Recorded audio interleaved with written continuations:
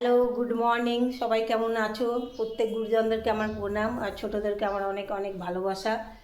আমার সকালটা শুরু হবে আমার ঠাকুর ঘর দিয়ে। এই যে ঠাকুর ঘরে আমি চলে এলাম, আমি পুজো করব। তোমরা নিশ্চয়ই দেখতে পাচ্ছ আমি এখন পুজো করব। পুজো করে উঠে তারপরে ঢুকবো রান্নাঘরে, কারণ আজকে রান্না হবে নিরামিষ। তো নিরামিষের দিনে আমার বড় ছেলে একদম খেতে চায় না নিরামিষ খাবার। ওর ভাত শুনলেই মাথা খারাপ হয়ে যায়, বলে যে ভাত প্রত্যেকদিন ভাত, কিন্তু বাঙালি তো ভাতই খায় প্রত্যেকদিন। তো যাই হোক, আজকে আমি বড় ছেলের জন্য করব।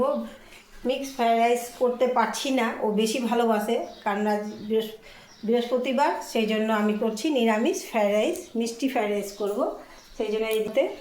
আর এদিকে হচ্ছে আলু সেদ্ধ হচ্ছে, ওটা আলুর দম হবে, কষা আলুর দম হবে।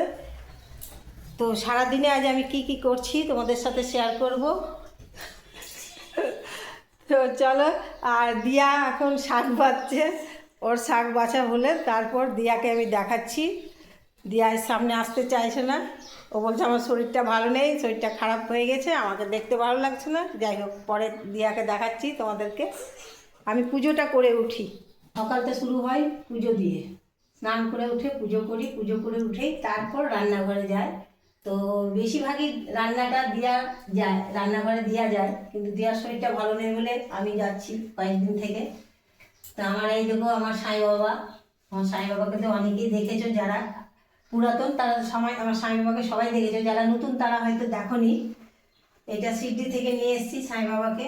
আর এই দেখো আমার ছোট্ট গোপু সোনা, আমার গোপু সোনাকে কেমন লাগছে দেখে তোমরা বলো। দেখো কেমন প্যান্ট জামা পরেছে, ওর গরম লাগছে, সেই গরমে কেমন প্যান্ট জামা ওকে পরিয়েছি। দেখো এটা দিয়া নিয়ে এসছে, আমার ছোট্ট গোপু সোনা, ওকে দেখলেই আমার আদর করতে ইচ্ছে হয়। তো চলো পুজোটা করে নিই, পুজোটা করে নিই, তারপর আমি রান্নাঘরে যাব। আমার রান্না করতে করতে অনেক দেরি হয়ে গেল, তো আজকে তোমাদেরকে আমি ভিডিওগুলো করে দেখাতে পারলাম না কি কি করছিলাম আমি রান্নাঘরে। তো এখন আমি তোমাদেরকে দেখিয়ে দিচ্ছি।